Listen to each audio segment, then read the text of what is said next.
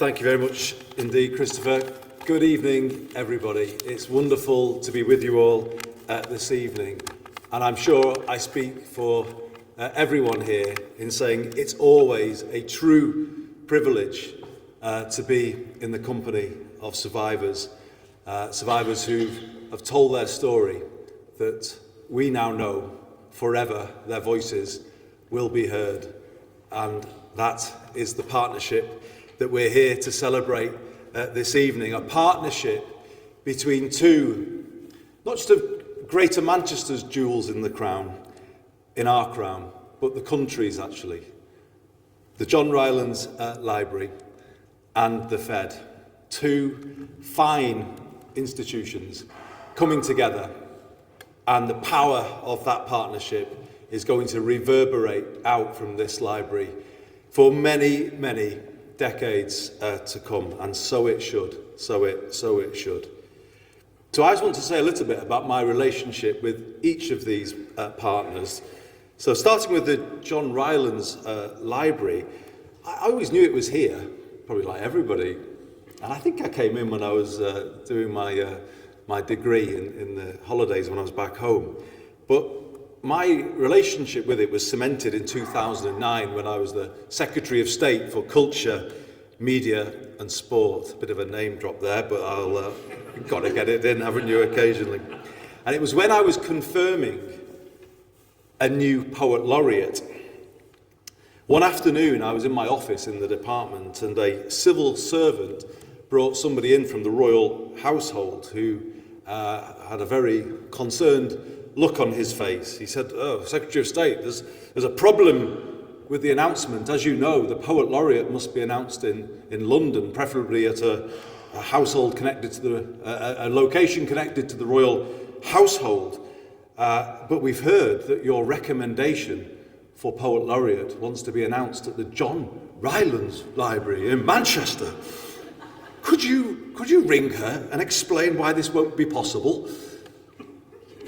I looked at him and said, "Would you dare ring Carol Ann Duffy and say that to her, that you can't announce her in the location of her choice?" So I said, of course it's not possible. So we spent a wonderful afternoon in here, myself and Carol Ann Duffy, as we announced her as the first female poet laureate to a waiting world in the John Rylands Library, one of, if not the most important library in the world. And I am, like everybody, I'm sure, so proud of it. But the other jewel in our crown is, of course, the Fed. And now I'm going to do a second name drop as a former health secretary and say, as somebody who tried to reform social care in that role, I can say, without fear of contradiction from anyone here or outside, that the Fed is the epitome, in my view, of what a social care organisation should be. It provides true whole-person care. It brings the community together to provide that whole-person care.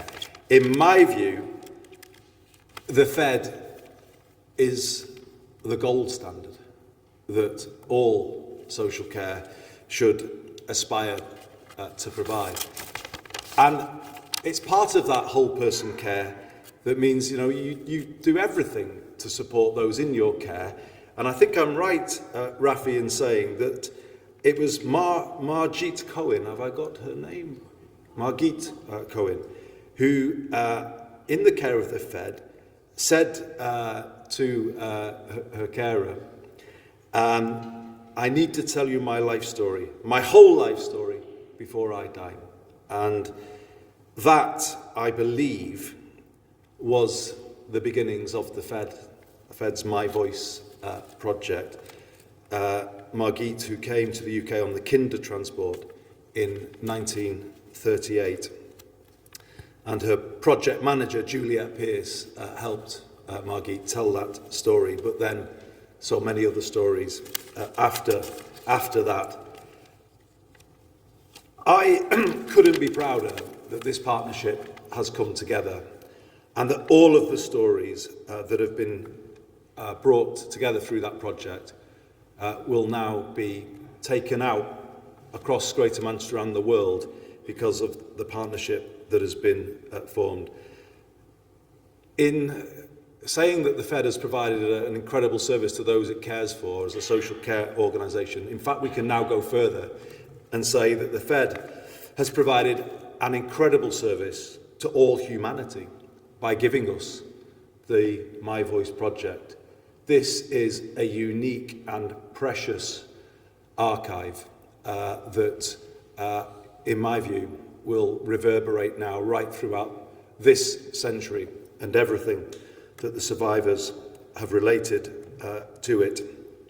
I've seen the power of the Fed's work in schools, had, again, the true privilege of watching my good friend Ike Alterman speak to young people at Wellington School in Greater Manchester, shortly after the occasion of the invasion of Ukraine, with Ukrainian refugees in the audience, and the power of it was utterly undeniable.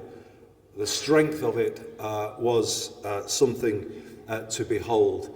And to know now that the voices of our survivors will always ring out through our schools gives us hope, perhaps in these difficult times in which we find ourselves. And I just think it's so fitting that this partnership has come together, because if you read the stories of those who came here, to whom Manchester opened its arms, you know that those people have contributed so much to Greater Manchester in the years after the Second World War. Our Jewish community has made a massive contribution to the life of Greater Manchester, and it's fitting on this evening, perhaps as we get ready to pay our tributes to Sir Howard Bernstein tomorrow at his memorial service. Having given so much to us, it's fitting, it feels to me, that this library then will take that contribution and bring that back to the generations to come from the heart of this city. Right, those books are going to be based right in the heart of this city forevermore. And that is such an incredible thing just to think about for a moment. I will conclude by saying that what we have here with the Fed's My Voice project is a project of vital importance to the rest of the 21st century, because we have to be honest, history may be in danger of repeating itself. We can't rule out the possibility that the 2030s could be like the 1930s, and we all have to wake up to what is happening, and we have to listen to what our survivors are saying in the stories they've related as part of this project. We have to listen. We have to act together to take on board what they're saying and change, so that we don't allow history to repeat itself, and so that never again means never again. That is what we must do. We must act on the words in the collection, in the My Voice project. And I look at our survivors in saying, we owe that to you, and we will act on your words. That is our solemn commitment to you. So thank you so much for inviting me to be here to celebrate this marriage of my two favourite Greater Manchester institutions. It really is a partnership of immense power, and I know it will be a partnership of immense reach as we go forward from here. And I also know, because of the work that you will do together, we will ensure that the words are heard, that we will change course, and this world will come back together. Thank you very much indeed for listening.